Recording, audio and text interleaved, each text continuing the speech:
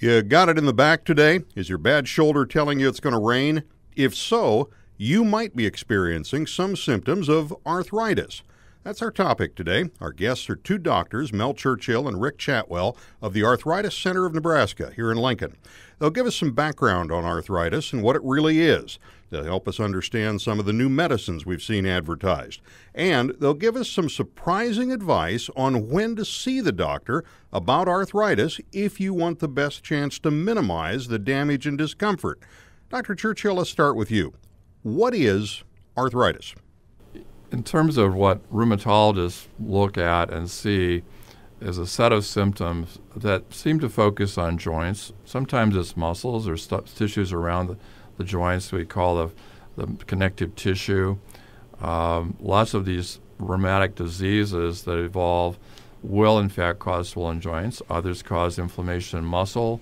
Some cause inflammation in the ligaments in and around the spine. And a lot of these rheumatic diseases have what we call extraspinal or extra-articular, that is, symptoms and signs outside the joints, outside the spine. They may have inflammation in their eyes, their skin, their kidneys, their central nervous system. Any number of things might be affected. Well, in the simplest terms, arthritis means joint inflammation. It comes from the root words which are Greek, arthro meaning joint and itis meaning inflammation. So it's more of a descriptive term than an actual specific diagnosis. Is arthritis a disease or an inflammation, or are there a number of different conditions that we all lump into arthritis? Oh, I think the general population, we think of arthritis as only being one disease. It's arthritis. But from my perspective, arthritic conditions compose 100 different possibilities. There are over 120 different conditions that have some part of joint inflammation or joint involvement as a part of their overall symptom complex. So there are some people that have strictly, say for example, osteoarthritis, the most common form of arthritis, which is more of the mechanical wear and tear arthritis. And then there are some people that have an autoimmune condition like, say for example, systemic lupus erythematosus, where the arthritis is only one portion of that overall disease process. It may affect their kidneys or their lungs or their bloodstream or nervous system. So you really have to look at the patient as a whole to determine, okay, are we dealing with just something confined to the joints or something that's a part of the bigger picture, so to speak? Are rheumatism and arthritis the same thing? Well, rheumatism is kind of an older term that talks about stiffness and inflammation. Some forms of arthritis are less inflammatory. For example, osteoarthritis is what we consider a fairly non-inflammatory form of arthritis where cartilage wears down and the bones around the joints change, typically more often seen in people as they grow older. Sometimes it's related to overuse, and we see a lot of that, of course, in Nebraska because we have a lot of hard-working people in this community and in this environment of the agriculture. The farmers are frequently, out there doing things that I couldn't possibly do very long, pulling calves and fixing fences and digging fence holes and, doing all the things they do. Of course, it's probably a bit easier now than it was 30 years ago with all the new incredible technology that's come into the farming world. But nevertheless, I don't see too many farmers coming in who have soft hands and don't have calluses. So I know they're working hard, and there's a certain amount of overuse with arthritis in the spine and the hips and the knees, the ankles, weight-bearing joints. But in particular, hands. I don't see too many farmers who don't have thick, bulky, overgrown knuckles because of all the hard work they've had to do over the years. So really, the one common denominator is that it hurts to move. For those people that have arthritis, absolutely. So, when you see those people, they come in saying, help me with my joint pain, but and that's certainly a prime importance. But the overall aspect is you want to have an understanding of, well, what is the potential extent of their medical condition? Is it just the arthritis, which can be more than enough all by itself, or are there other potential things lurking in the corner that you're not aware of? What percent of the population gets some form of arthritis? Probably 1 in 5. So you're talking in our current population, you're probably talking 50 or 60 million people that have some form of arthritis or disability related to that condition. So as the population ages, we're going to have more and more, but there's about 2/3 of the people with arthritis that are under the age of 65, and most people don't really understand that. But when should you do something about a pain that you self-identify as something like arthritis? That's an excellent question. I keep it very simple. I think, if it's something that's been going on for several weeks, something that you have to medicate on yourself for, on a consistent basis, pain that wakes you up at night, pain that limits your usual daily activities, things of that nature are very common starting points to say, gee, I need some professional help with this.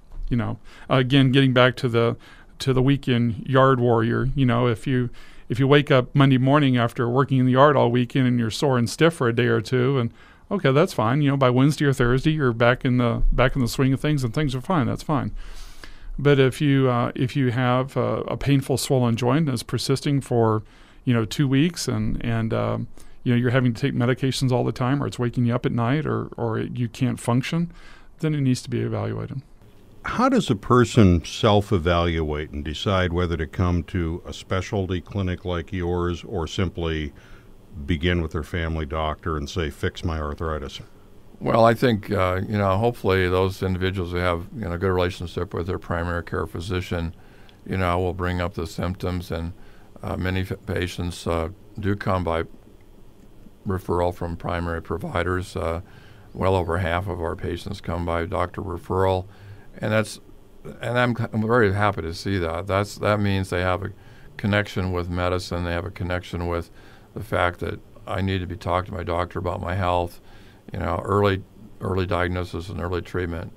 And most primary care physicians are very, very aware of, what rheumatologists can offer and do send them relatively early. But it's important to have a team, and I always look at the primary care physician as the kind of the team leader. I'm there to help that gentleman or woman, whatever, make the right choices for treatment. I'm a big believer in starting with the family home, the family doctor. I mean, as we talked about before, we're talking about over the next 20 years, we're going to have 67 million people in this country with some form of arthritis or another. I mean, there's not that many arthritis doctors running around. I think a lot of the usual types of things can be handled by their family doctor. And the family doctors are often a good way to screen, okay, we can take care of this straightforward process, or, gee, this may be more complicated than what we initially thought. Let's get the arthritis doctor involved, and that's usually where we come in. Some physicians rely on us to do a lot of the hands-on treatment and follow-up, which is certainly appropriate because there are a lot of small things that we do that aren't readily available to the primary care physician. Our ability to look at joints just visually and know what we're looking at is important. It's not always that easy. It's not always that easy to tell if chest pain's a heart attack. Primary care physicians, even cardiologists, don't always get it right. So it's important to have a second opinion and to have a game plan. Every person who has rheumatological disease needs to have, periodic laboratory studies to check out their cholesterol, their blood sugar, their lipids, all the health maintenance items, and that's not my job. My job is to define the rheumatic disease and put it into the overall treatment program for these individuals. So is there a point where you differentiate between regular aches and pains of life and where you should take action? I mean, every time you have a sore elbow, sore wrist, should you talk to a doctor about it, or what's the trigger point? I think, symptoms that stick around for several weeks and aren't going away. Symptoms are associated with visible swelling, particularly in the joints. When the stiffness doesn't go away, then 30 minutes in the morning. You get out in the morning, you have your cup of coffee or whatever, you have a bite to eat, and you're moving around, you've had your hot shower, and you feel pretty good after 30 minutes or so. That's probably not rheumatic disease. People with rheumatological symptoms tend to have symptoms that last much longer than that every morning. Mm-hmm. It causes a lot of sleep disturbance. It starts causing fatigue. These diseases will create a real change in the way you feel mentally. as well. And you realize after, 3 or 4 weeks, this isn't going away. I better have this checked out. Obviously, if you wake up one morning, you've got a big, fat, swollen joint, I wouldn't sit on that very long. That needs to be evaluated sooner than later, certainly within a day or 2 or 3 if it's not going away. There are infectious diseases that causes inflammatory joints. For example, some of the common things that we see around here, parvovirus, that's fifth disease in children and adults, will cause inflammatory joint disease. Mononucleosis will cause swollen joints and muscle inflammation and in fact trigger autoimmune antibodies to show up in the bloodstream. If a person breaks a leg, breaks a shoulder, is arthritis more likely to form in that joint? Absolutely. For example, I fell and broke my ankle 6 years ago, and through the modern medicine, I have a plate and 8 screws in my ankle, and it's working very well. Thank you very much. But when I had my last X-ray on my ankle, there is evidence of osteoarthritis or mechanical wear and tear arthritis. Now, I earned that. When I fell, I really broke that thing, and so over time, I'm going to have more trouble with it. So, those are the things you expect, and you try to again modify things as best you can, exercise properly, eat properly, take care of yourself. Now, again, if you slip on the ice like I did and break your ankle, there's no way to necessarily prevent that. We all try, but we live in Nebraska, and things like that happen. Does that, when arthritis forms around a traumatized joint like that, or a traumatized spot and bone, does something actually build up like the buildup in a water heater? That's a good question. Usually, again, what happens in the event of an injury or a fracture or something like that, you've had a disruption of that cartilage that we talked about before. And when that happens, in addition to the bone being fractured, you've altered the mechanics of that joint. God put us together, and it works perfectly. And when you disrupt that architecture of the joint, then what happens is that over time the joint is placing more stress on itself. And sometimes what we see is the classic bone spur, where the bone, in response to the fractured and the alteration of how the joint works, the bone tries to lay down more bone to protect itself. Now, typically bone spurs occur away from the actual joint surface, so it's more of a sign really than a problem inside the joint. But it is, the spur does exhibit for us the manifestations of osteoarthritis that we expect to see in people that have damaged their joints. We're talking about arthritis today with 2 Lincoln doctors, Mel Churchill and Rick Chatwell of the Arthritis Center of Nebraska. They'll also be at our KFOR Lifelong Living Festival a week from this coming Saturday, April 27th at Gateway. And they'll be available to visit, answer your questions, and help you decide in an informal way whether you need some medical help. We'll be back with more in a moment.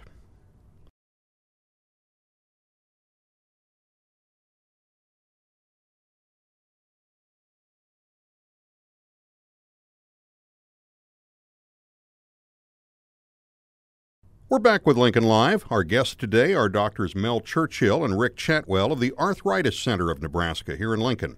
Tell me where we're at in arthritis research today. The explosion of immunology and the ability to understand the human genome, or how the body works, has literally exploded over the last 20 years.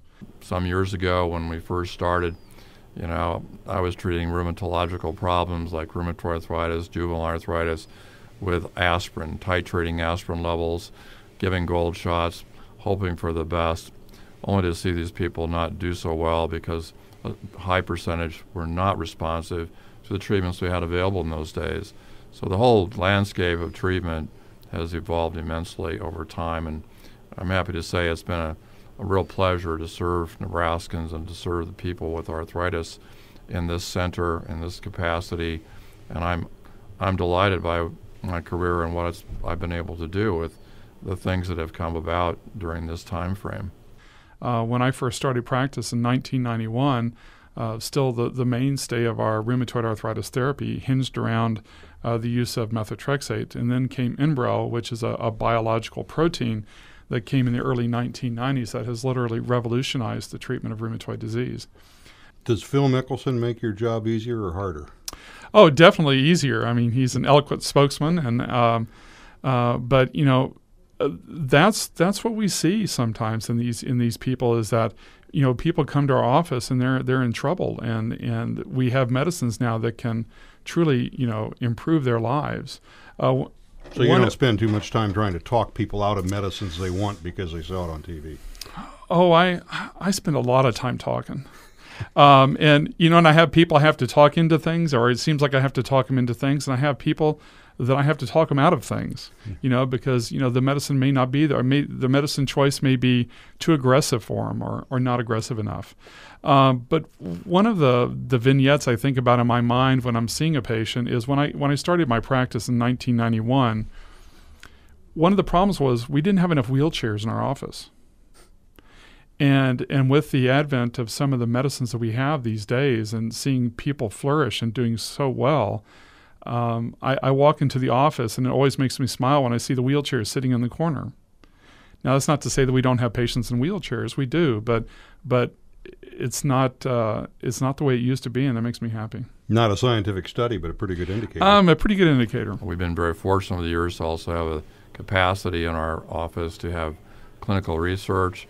We've been able to help develop some of the best and foremost treatments in the world in good old Lincoln, Nebraska. We've had the fortunate capacity to have what I call the salt-of-the-earth people, good old-fashioned solid America right here in Lincoln, Nebraska. People are willing to take a chance and help us develop the treatments that are now available.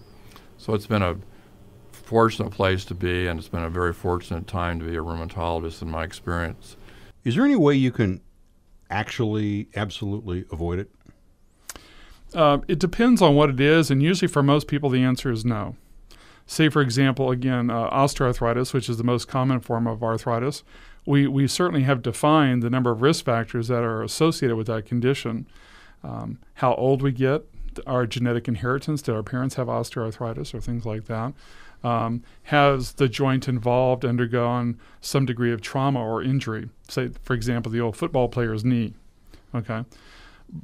But we also realize there are really very few modifiable risk factors for osteoarthritis. Really, there are only two that we've identified so far. One is weight, because weight, it's physics. The more weight you carry, the faster you wear out the joint, especially for weight-bearing joints such as the hips or the knees. But also, our more recently found modifiable risk factor is actually smoking.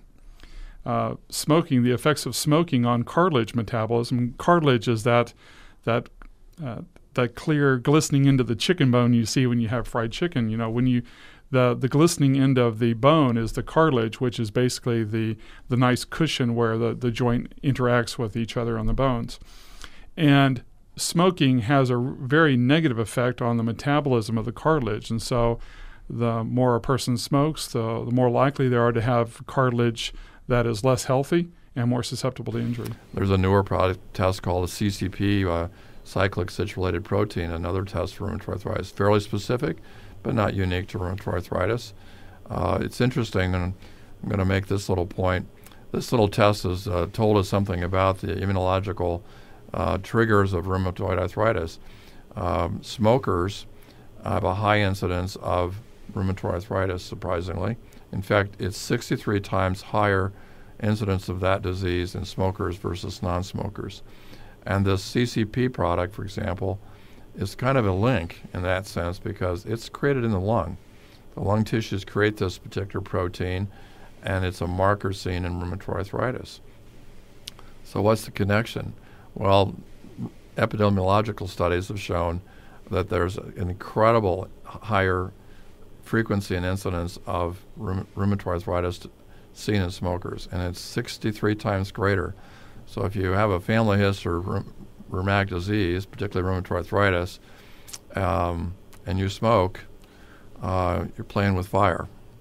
There's no question there's a relationship. And the funny and most kind of devastating thing, it's not funny, it's really devastating, is that people that continue to smoke when they have rheumatoid arthritis do poorly.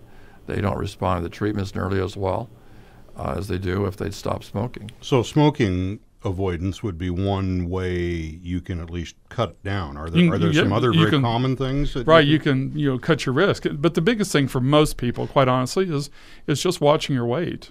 I think that's probably the biggest issue. What most people don't understand is that for every pound you lose, you take 3 to 5 pounds of stress off the knees. I think the most important thing is to be aware of your family history. There are certain conditions that are familial and could appear in individuals that have a particular family history. So that's important. If you need to know if your mother, your father, your aunts, your uncles had gout, or they may have had spondylitis or rheumatoid arthritis, you should be somewhat aware of that. And secondly, all the things that one sees on television and reads about in magazines and finds on the internet that pertain to healthy lifestyles are certainly appropriate for prevention and treatment and management of rheumatic diseases. Foods that are bad that might make your gout worse are important to know about if you have gout.